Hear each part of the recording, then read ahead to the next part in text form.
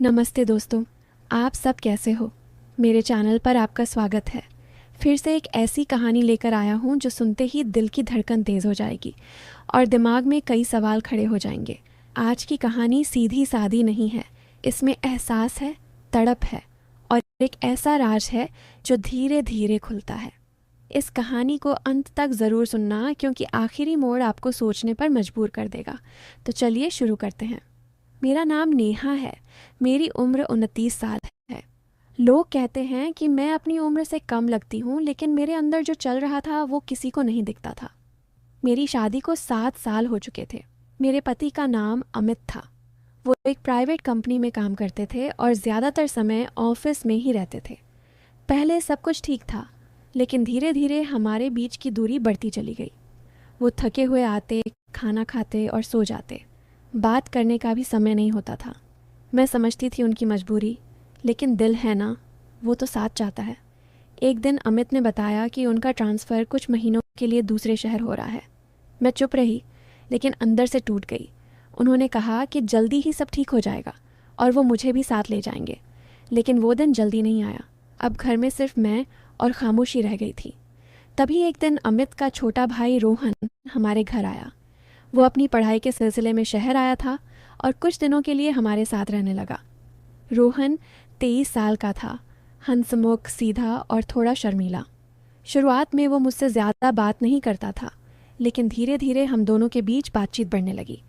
वो मेरी मदद करता, बाजार से सामान ले आता और कभी कभी चाय बनाकर मुझे दे देता।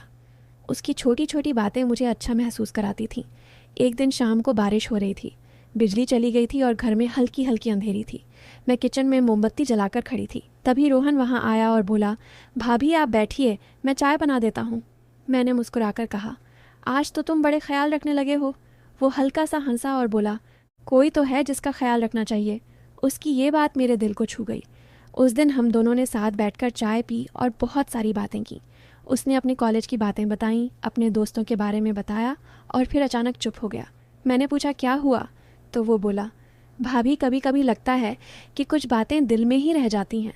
मैंने उसकी तरफ देखा और कहा, हर बात कह देना ज़रूरी नहीं होता, कुछ एहसास समझने के लिए होते हैं। उस रात के बाद हमारे बीच एक अलग सी समझ बनने लगी। हम बिना कुछ कहे भी एक दूसरे की बात समझने लगे थे। लेकिन मुझे ये भी पता था कि ये रास्ता सही नहीं है। मैं खुद को रोकने की कोशिश करती, लेकिन जब कोई आपको समझने लगे, आपकी खामोशी पढ़ ले, तो दिल कमज़ोर पड़ ही जाता है। कुछ दिन बाद अमित का फ़ोन आया कि उन्हें वापस आने में अब भी और समय लगेगा। मैंने हाँ में जवाब दिया, लेकिन फ़ोन रखते ही आंखों में आंसू आ गए। रोहन ने मुझे देखा और बिना कुछ कहे पास आकर खड़ा हो गया।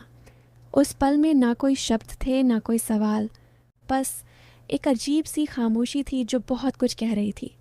मैंने खुद को संभाला और वहाँ से चली गई। उस रात मैं सो नहीं पाई। दिमाग में वही सब घूम रहा था। क्या मैं गलत सोच रही हूँ, या ये सिर्फ अकेलेपन का असर है? अगली सुबह सब सामान्य था, जैसे कुछ हुआ ही नहीं, लेकिन अंदर कुछ बदल चुका था। रोहन अब पहले जैसा नहीं रहा था और मैं भी नहीं। हम दोनों एक दूरी बनाए रखने की कोशिश कर रहे थे, लेकिन वो दूरी हर दिन थोड़ी कम हो जाती थी। एक दिन मुझे अलमारी में एक पुरानी डायरी मिली। वो अमित की थी। मैंने कभी उसे पढ़ने की कोशिश नहीं की थी, लेकिन उस दिन जाने क्यों मैंने उसे खोल लिया। उसमें कुछ ऐसी बातें लिखी थीं जो मैंने कभी सोची भी नहीं थी। उसमें लिखा था कि अमित खुद को मेरे लायक नहीं समझते और वो चाहते थे कि मैं खुश रहूं, चाहे वो उनके साथ रहूं या नहीं। ये पढ़कर मेरे पैरों तले ज़मीन खिसक गई। क्या वो सब जानते थे? क्या उन्होंने जानबूझकर मुझे अकेला छोड़ा? मेरे मन में हज़ारों सवाल उठने लगे। उसी शाम रोहन मेरे पास आया और बोला, भाभी मुझे आपसे कुछ कहना है। उसकी आवाज़ में झिझक थी, लेकिन आंखों में सच्चाई। मैं समझ गई कि वो क्या कहने वाला है, लेकिन फिर भी मैंने उसे बोलने दिया। उसने धीरे से कहा, मुझे नहीं पता ये सही है या गलत, लेकिन जो महसूस करता हूँ उसे छुपा नहीं पा रहा। मैंने उसकी बात बीच में ही रोक दी और कहा, कही जाए तो ही बेहतर होता है। वो चुप हो गया। उस रात के बाद सब कुछ बदल गया। अब हमारे बीच सिर्फ खामोशी थी, लेकिन वो पहले जैसी नहीं थी।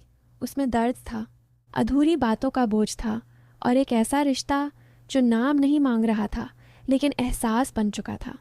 कुछ दिनों बाद अचानक अमित वापस आ गए। उन्हें देखकर मैं खुश भी थी और उलझन में भी।